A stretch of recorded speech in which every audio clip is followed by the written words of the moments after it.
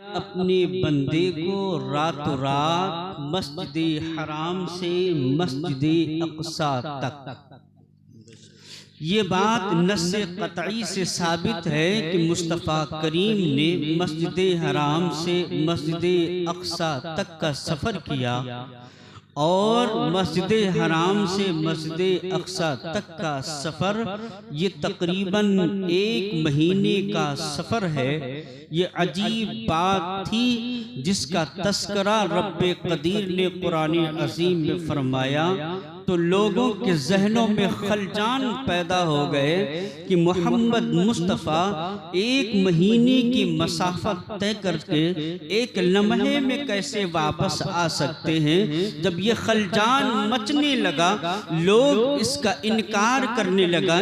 कुछ लोग थे जो इसका इकरार कर रहे थे कि मुस्तफ़ा जो कहते हैं वो सच होता है, मुस्तफ़ा कभी झूठ नहीं बोलते हैं। जो लोग ये तस्लीम कर रहे थे वो इस पर ईमान लाते जा रहे थे कि मुस्तफ़ा ने सच फरमाया है। मगर कुछ लोग थे जो अबू जहल की औलाद में से थे, उन्होंने मुस्तफ़ा की मेराज का इनकार किया और इनकार करते हुए उन्होंने एतराज़ किया था कि मुस्तफ़ा 1 महीने की मसाफत 1 लम्हे में कैसे पूरा कर सकते हैं, इसलिए हम इसे तस्लीम नहीं करते हैं। तो अल्लाह तबारक व तआला ने इस अजीब बात को, जहन में खलजान मचाने वाली बात को अल्लाह ने इरशाद फरमाया कि क्या तुम्हारा ईमान मेरे ऊपर है कि नहीं है, इस बात पर कि मैंने कुन से कायनात को पैदा किया है, मैंने कुन से कायनात को तख्लीक किया है,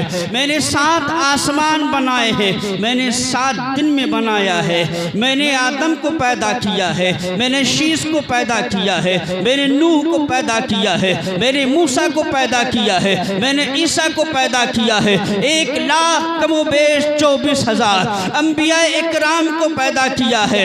ए मेरे महबूब के उम्मतियों, तुमसे पहले भी न जाने कितनी उम्मत को पैदा किया है और तुम आखिरी उम्मत हो। मैंने तुमको सारी उम्मतों में अफजल उम्मत बनाया है। तुम्हारा जहन खलजान में है तो याद रखो, जब तुम्हारा ईमान है कि मैं एक आन में मौत भी दे सकता हूँ, जिंदगी भी दे सकता हूँ, सल्तनत भी दे सकता हूँ, औलाद भी दे सकता हूँ, बादशाहत भी दे सकता हूँ, मैं उरूज भी दे सकता हूँ, मैं पस्ती में डाल भी सकता हूँ, मैं ज़मीन का फर्श भी बिछा सकता हूँ, आसमान का शामियाना भी लगा सकता हूँ, लो भी पैदा कर सकता हूँ, अर्श भी पैदा कर सकता हूँ, जन्नत भी पैदा कर सकता हूँ, जहन्नम भी पैदा कर सकता हूँ। तो जब तुम्हें इस पर यकीन है कि मेरी कुदरत कामिल है तो तुम मुस्तफ़ा की तरफ न देखो, बल्कि ये देखो कि मुस्तफ़ा को ले जाने वाला कौन है। अरे जाने वाला वो मोहम्मद अरबी है और ले जाने वाला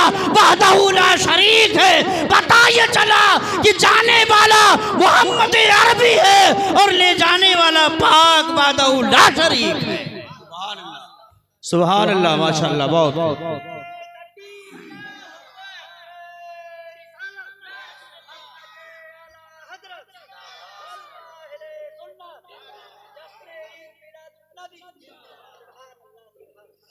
नबी करीम सल्लल्लाहु ताला अलैहि वसल्लम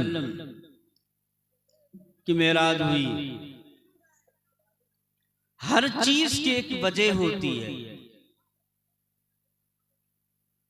मकान बनाया वजह है कि घर में रहेंगे, दुकान बनाया वजह है कि हम उसमें सामान रखकर खरीदो फरोख्त करेंगे, सड़क बनाया वजह है कि उस पर आसानी से चलेंगे, छत बनाया कि वो हमारे लिए शामियाना होगा, मेज कुर्सी टेबल स्टेज लगाया कि इस पर हमारे वलमा बैठकर अल्लाह और उसके रसूल की बातें करेंगे, कुर्सियां लगाई कि उस पर बैठकर लोग अल्लाह और उसके रसूल की बातें सुनेंगे।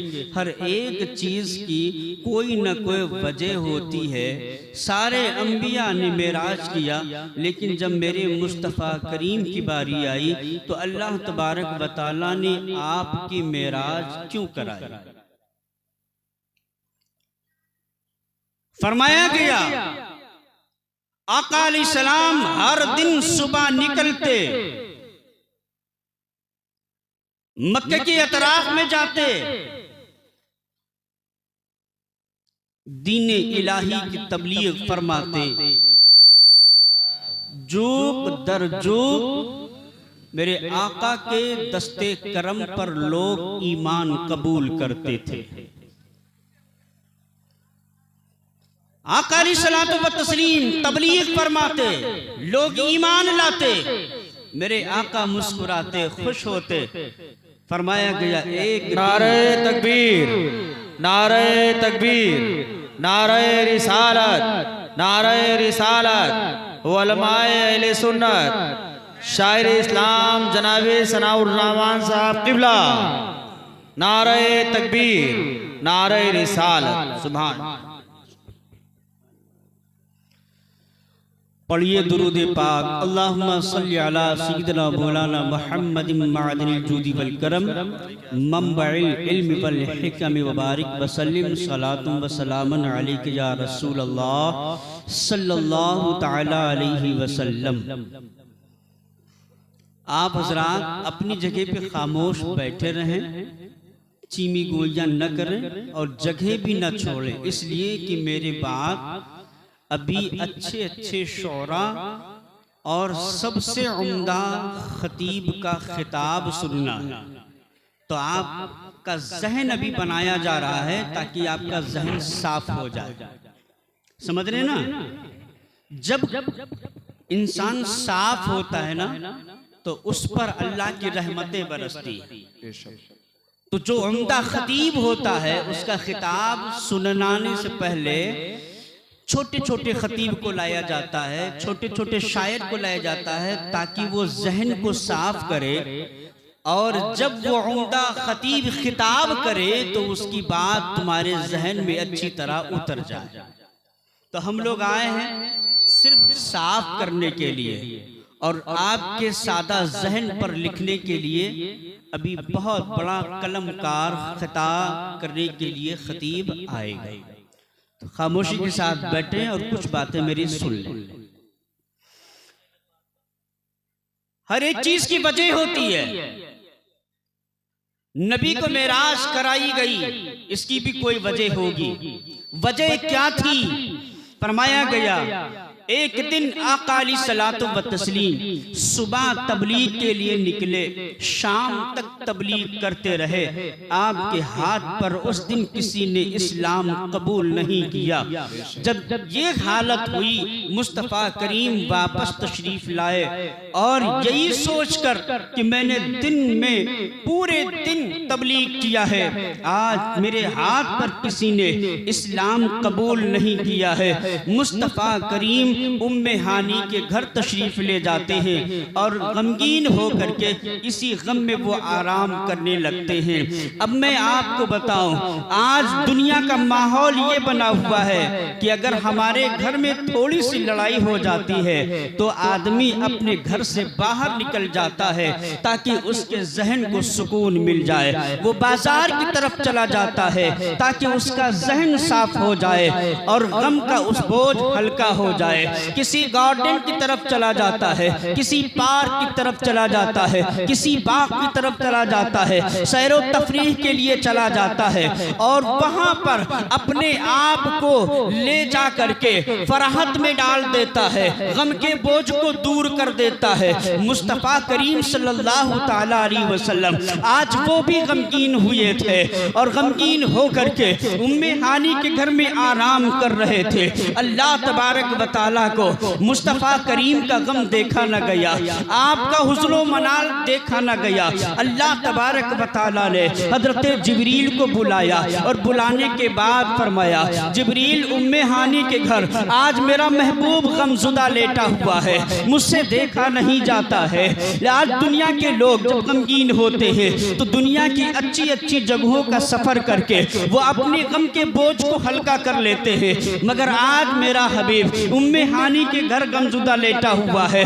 मैं चाहता हूँ कि ए जिब्रील जाओ मेरे मुस्तफ़ा करीम को बेदार करो और बेदार करने के बाद उसे मेराज के लिए लेकर के आओ। अब यहाँ सवाल ये पैदा होता है कि अल्लाह तबारक व तआला मुस्तफ़ा करीम को मक्का के बागात की तरफ क्यों नहीं ले गया, मक्का के बाजारों की तरफ क्यों नहीं ले गया, मक्का के देहात की तरफ क्यों नहीं ले गया, मक्का के अतराफ में क्यों नहीं ले गया, मक्का की वादियों में क्यों नहीं ले गया, मक्का के खंडरों में क्यों नहीं ले गया, मदीने की आबो हवा में क्यों नहीं ले गया। फरमाया गया इसकी वजह यह है ताकि तुम्हारे दरमियान और मुस्तफ़ा के दरमियान इम्तियाज हो जाए और ये पता चल जाए। या दुनिया वालों सुनो, जब दुनियादार गमगीन होता है तो दुनिया की बाजार की तरफ जाता है, दुनियादार गमगीन होता है तो वो बाग की तरफ जाता है, दुनियादार जब गमगीन होता है तो वो देहात की तरफ जाता है, दुनियादार जब गमगीन होता है तो वो गार्डन की तरफ जाता है, दुनियादार जब गमगीन होता है तो वो पार्क की तरफ जाता है। मगर वो सज्जदुल मलाइका है, वो इमामुल अंबिया है, वो सज्जदुल अंबिया है, सारी कायनात के बादशाह है। ऐ मेरे जिब्रील सुनो, मैं अपने हबीब को सैर कराऊंगा मगर दुनिया का सैर नहीं कराऊंगा, बल्कि हबीब को लिया आज मैं उसे जन्नत का सैर कराऊंगा, हौज़े कौसर का सैर कराऊंगा, जहन्नम का मुआयना कराऊंगा, लौह दिखाऊंगा। और ये जिब्रील सुन, आज अपने हबीब को अपनी कुर्बे खास में बुला करके उसकी माथों के आंखों के सामने अपनी तजल्ली को ला करके दीदार करा करके अपने हबीब के गम को दूर करके अपने हबीब को फराद अता करूंगा। इसलिए अल्लाह तबारक व तआला ने नबी अकरम सल्लल्लाहु तआला अलैहि वसल्लम की मेराज जमीन पे नहीं कराई बल्कि आसमान पे कराई। अल्लाह ने हुक्म फरमाया जिब्रील जाओ नबी को बेदार। कैसे बेदार करना है? मुख्तसर अल्लाह ने फरमाया कब्बिल कदमै, जिब्रील जाओ मेरे हबीब के तलवों को बोसा देना, जब नमी महसूस होगी महबूब बेदार हो जाएगा। हजरत जिब्रील आए, दरवाजा नहीं खटखटाया बल्कि उम्मे हानी के घर को चीर कर आका की बारगाह में हाजिर हुए, तलवे से मस किया, मेरे आका बेदार हो गए। फरमाया जिब्रील कैसे? अनोखा अंदाज। अर्ज के या रसूल अल्लाह, अल्लाह ताला आपको मेराज के लिए बुला रहा है। बुराक हाजिर है। अकल इस्लाम के साथ उस वक्त बड़े मौजज़ात हुए, मैं तफसील में न जाकर मुख्तसर बोल। हजरत जिब्रील ने बुराक नबी की बारगाह में पेश किया। बुराक जब नबी के आगे गया तो बिदकने लगा, उछलने लगा, कूदने लगा। हदीस पाक में आया, हजरत जिब्रील ने फरमाया बुराक तुझे मालूम भी है ये किस हसब का, किस नसब का, कितनी शान वाला, कितनी अजमत वाला है जो तेरी पुष्ट पर सवार होगा और तू बिदक रहा है। बुराक ने अर्ज किया जिब्रील मैं इसलिए नहीं बिदक रहा कि मैं नबी को अपनी पुष्ट पर नहीं बिठाऊंगा, बल्कि बिदकने में हिकमत है।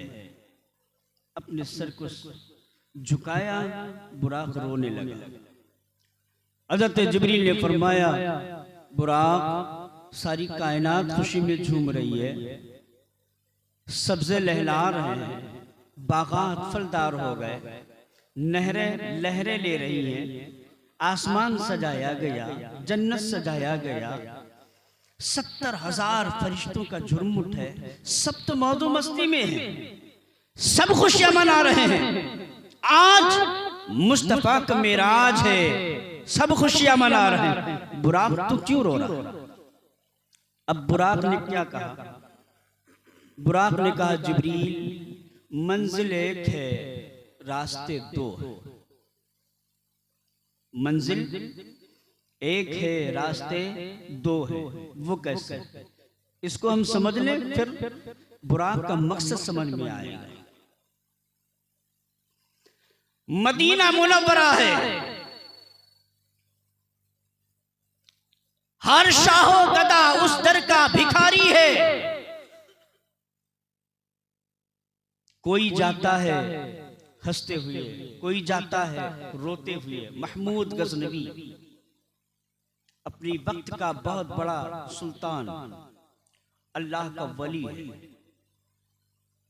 मदीने की गलियों में देखा गया कि महमूद गजनवी लुंगी पहनकर, पुराने कपड़े में मलबूस लोगों को खाना खिला रहा है।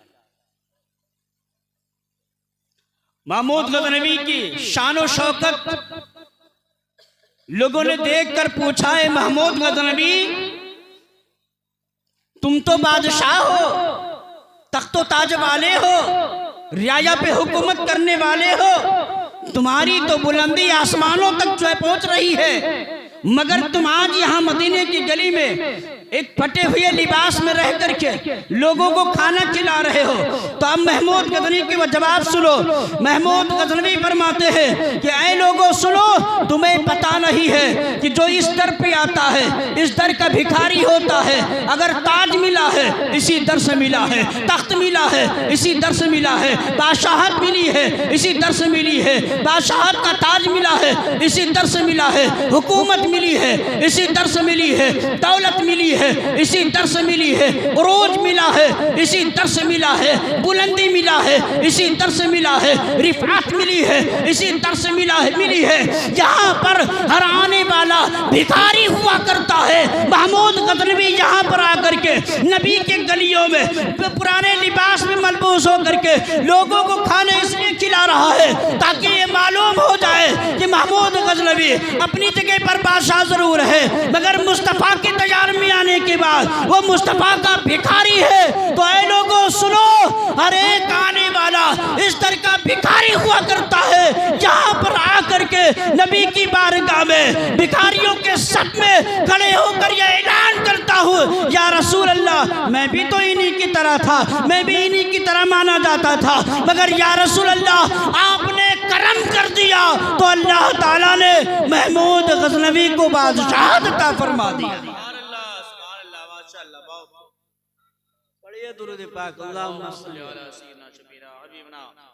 मौलाना मोहम्मद बारिक वसल्लम सलातु व सलाम अलैका या रसूल अल्लाह सल्लल्लाहु तआला अलैहि वसल्लम। सुभान अल्लाह। लोगों ने देखा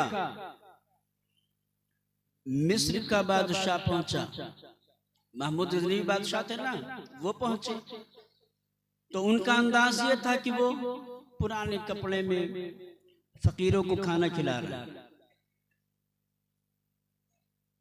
इतने में लोगों ने देखा कि मदीने की गली में मिस्र का बादशाह पहुंचा। उसके पहुंचने का अंदाज क्या था? उसके पहुंचने का अंदाज ये था कि वो घोड़े पर सवार था, ताज पहने हुए, शाहाना लिबास लगाए हुए, अपनी रियाया के साथ मदीने की गलियों में दाखिल होता। लोगों ने पूछा, ए मिस्र के बादशाह, महमूद गजनवी भी बादशाह है, वो आया है तो पुराने लिबास में मलबूस होकर फकीरों को खाना खिला रहा, और आप आए हैं तो तख्तो ताज लगा करके। आप भी तो इसी दर के भिखारी हैं। अब उस बादशाह का जवाब सुनो। वो बादशाह कहता है, ऐ लोगों, जिस तरह से महमूद गजनवी इस दर के भिखारी हैं, इसी तरह से मैं भी इस दर का भिखारी हूँ, मगर आज मैं तख्त लेकर के, ताज लेकर के, शाहाना लिबास लेकर के, अपनी रियाया को लेकर के घोड़े पर सवार होकर के मदीने में इसलिए आया हूँ ताकि मुस्तफ़ा करीम की बारगाह में ये बता सकूँ, या रसूल अल्लाह इससे पहले आया था तो आम इंसान था, मैंने आपकी बारगाह में आकर के ये दुआ की थी, या रसूल अल्लाह मुझे बादशाहत मिल जाए, मुझे तख्तो ताज मिल जाए, मुझे ताज मिल जाए, मुझे बुलंदी मिल जाए, मुझे रिफात व असमत मिल जाए। आज वो रिफात व असमत हमें अल्लाह ताला ने अता कर दिया है और वो भी मुस्तफ़ा के दर से मिला है। तो आज मैं तख्त लेकर के आया, ताज लेकर के आया, शाहाना लिबास लेकर के आया, शाहाना घोड़ा लेकर के आया, रियाया को लेकर के आया और इस मदीने की गलियों में घूम करके मैं आका अलैहिस्सलाम को बताना चाहता हूँ, या रसूल अल्लाह इससे पहले आया था तो मैंने दुआ की थी और आपके वसीले से अल्लाह ताला ने दुआ को कबूल फरमाई है। तो यही है वो ताज जो आपके दर से अता किया गया है, यही है वो शाहाना लिबास जो आपके दर से अता किया गया है, यही है वो ताज जो आपके दर से अता किया गया है, यही है वो बादशाही घोड़ा जो आपके दर से अता किया गया है, यही है वो रियाया जो आपके दर से अता किया गया है। ये आज मैं मुस्तफ़ा करीम की बारगाह में दिखाने के लिए आया हूँ, पेश करने के लिए आया हूँ कि या रसूल अल्लाह जो आपके दर से मिला है वो ये सारी चीज़ें हैं। मिस्र का बादशाह खुशी खुशी मदीने की गली में जा रहा है और महमूद गज़नबी उसी गली में आम लोगों के सफ में खड़े होकर के लोगों को खाना खिला रहा है। अब जब मैंने दोनों की गुफ्तगू को सुन लिया और मैंने दोनों से पूछ लिया और दोनों तरफ से जवाब मिल गया, तो गोया दोनों कह रहे थे मंजिल एक है मगर रास्ते दो है, मदीने हर आने वाला आता है मगर कोई खुशी खुशी आता है, कोई रोते हुए आता है। अब बुराक का जवाब सुनो। बुराक कहता है जिब्रील आज मैं इसलिए बितक रहा हूँ कि अभी तक तो मैं रो रहा था, सारे बुराक खुशियाँ मना रहे थे मगर मेरे जहन में ये बात चल रही थी कि आज मेराज का वक्त है, मुस्तफ़ा करीम की बारगाह में बुराक को अल्लाह ताला पेश फरमाएगा। न जाने किसकी किस बुराक की किस्मत में मुस्तफ़ा की सवारी लिखी हो। अभी तक सारे बुराक खुशियाँ मना रहे थे मगर मैं रो रो करके अल्लाह की बारगाह में दुआएं कर रहा था। अल्लाह तबारक व तआला ने मेरे रोने को कबूल कर लिया है और उसके बदले में अल्लाह ताला ने मुझे ये मौका अता किया है कि मैं नबी की सवारी बनूं। ऐ जिब्रील सुनो, मैं यहाँ बितक रहा हूँ तो इसलिए नहीं बितक रहा हूँ कि मैं मुस्तफ़ा को बिठाना नहीं चाहता, बल्कि बितक इसलिए रहा हूँ कि अल्लाह ने दुआ को कबूल करके मुझे मुस्तफ़ा की सवारी बना दिया। सुभान अल्लाह, माशाअल्लाह, बहुत हक है, वाह, सुभान अल्लाह, माशाअल्लाह। मंजिल एक, रास्ते दो। अल्लाह ताला को कोई हंस के मनाता है, कोई रोक के मनाता है। बुराक ने कहा सारे बुराक खुशी थे, खुशियां मना रहे थे, आज मेराज है, मगर उस वक्त मेरे जहन में बात ये चल रही थी कि न जाने किस बुराक को अल्लाह ताला भेज दे। तो मैं रो रहा था और अल्लाह ताला से दुआ कर रहा था, मौला काश मेरी किस्मत में आज मुस्तफ़ा की सवारी बनना नसीब हो जाए। अल्लाह ताला ने दुआ को कबूल किया और मुझको मुस्तफ़ा की सवारी बना दिया।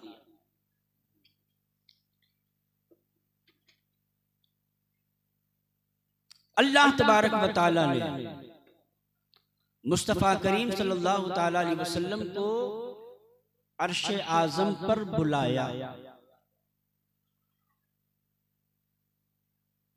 7 आसमान पार ले जाकर अपना दीदार कराया। पहला आसमान, दूसरा आसमान, तीसरा आसमान, चौथा आसमान, 5वां आसमान, 6ठा आसमान, 7वां आसमान। आगे के बारे में कोई जगह का जिक्र नहीं, सीधे फरमा दिया गया अल्लाह मक्का। अल्लाह तबारक व तआला ने 7 आसमान पार बुलाया। एक सवाल और उसका जवाब, बस मेरी बात मुकम्मल। इंग्लैंड का साइंसदान जब अहले सुन्नत व जमात के उलमा से ये बात सुनी कि 7 आसमान पार नबी को बुला करके मेराज कराया,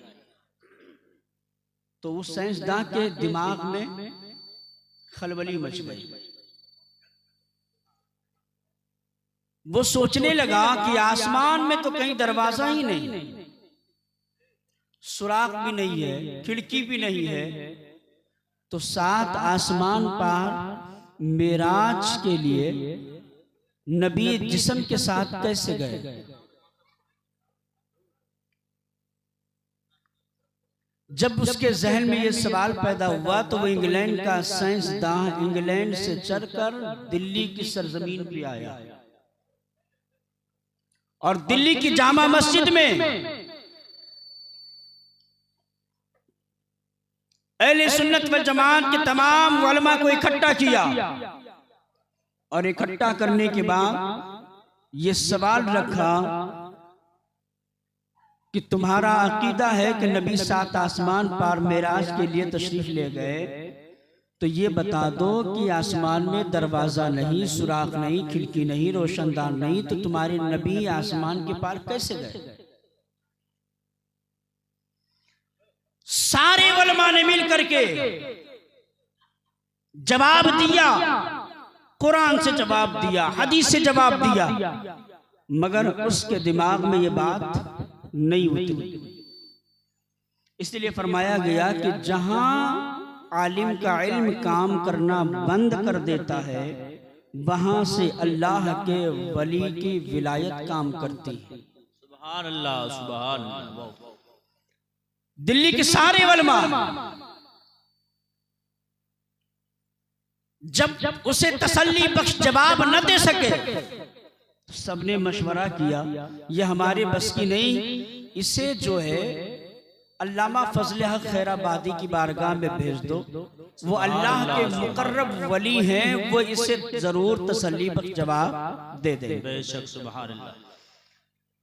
उलमा ने मशवरा किया, समझाया उसको कि तुम खैराबाद चले जाओ और खैराबाद में अल्लामा फजल हक खैराबादी से मुलाकात करो, वो तुम्हें तसल्ली बख्श जवाब दे देंगे। वो इंग्लैंड का साइंसदान कहता है जब इतनी दूर आया हूं तो खैराबाद भी चला जाऊंगा। उसने खैराबाद का सफर किया।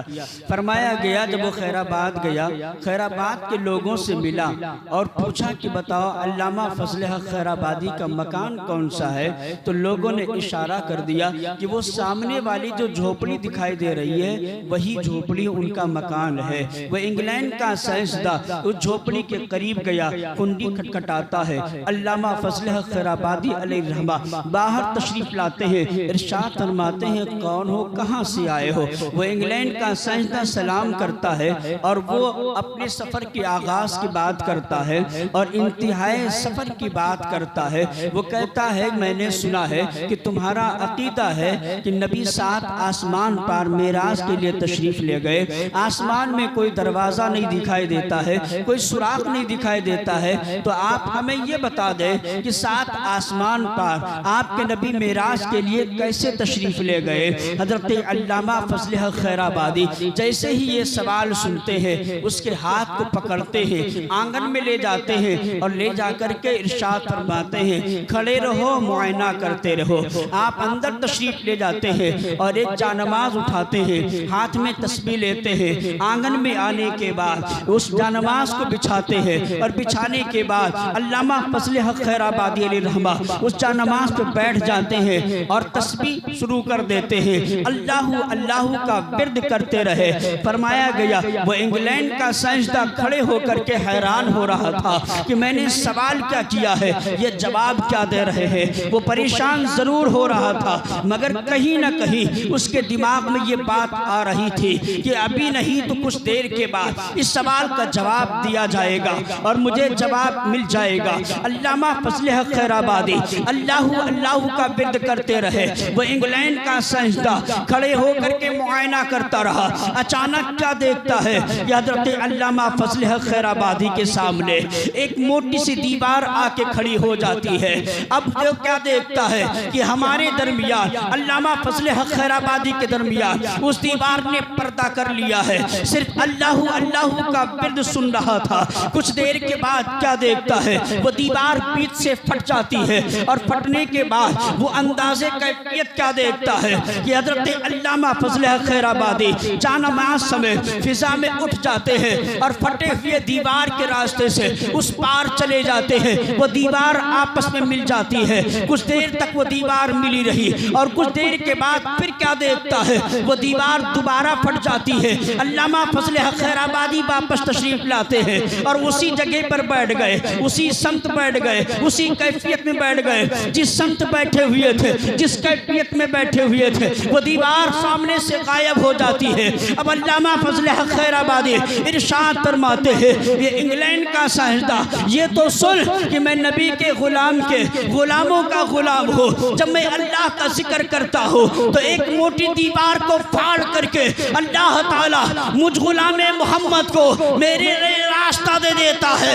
जो तो मेरे लिए दीवार को फाड़ सकता है वो अल्लाह ताला अपने हबीब के लिए सातों आसमान में दरवाजे भी बना सकता है, रास्ते भी बना सकता है और अल्लाह ताला अर्श आज़म पर बुला करके अपना दीदार भी करा सकता है, अल्लाह हुरों की तक़सीम भी करवा सकता है और अल्लाह तबारक व तआला अपने हबीब को सारी कायनात से अफजल भी बना सकता है। जैसे ही इंग्लैंड का साइंसदान ये जुमले सुनता है, आपके कदमों पे गिरता है और कलमा पढ़ करके इस्लाम कबूल करता है और कहता है अल्लामा फजल हक खैराबादी, तो आपने मुझे सिर्फ नबी के मेराज को नहीं समझाया है बल्कि आपने पूरे दीन इस्लाम को समझा दिया। सुभान अल्लाह, सुभान अल्लाह, बेशक माशाअल्लाह, बेशक